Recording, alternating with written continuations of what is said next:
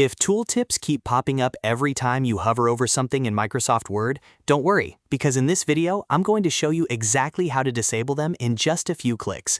This is a really useful setting if you want a cleaner workspace, fewer distractions, and a smoother editing experience while you're writing, formatting, or reviewing documents.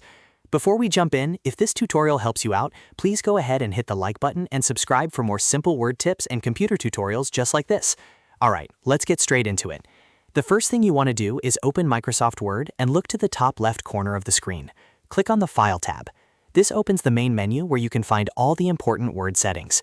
From there, scroll down through the menu options and click Options, which is usually near the bottom. Once the Word Options window appears, you'll see a list of categories on the left-hand side. Click on the Display tab. This is where Word keeps several visual and interface-related settings.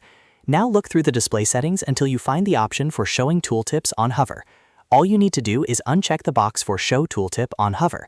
As soon as you turn that off, Word should stop displaying those little pop-up hints whenever you move your mouse over commands or interface elements. After that, click OK to save your changes and close the Options window. That's it. The tooltips on Hover are now disabled in Word. If you ever want to turn them back on later, just come back to the same display settings and check that box again.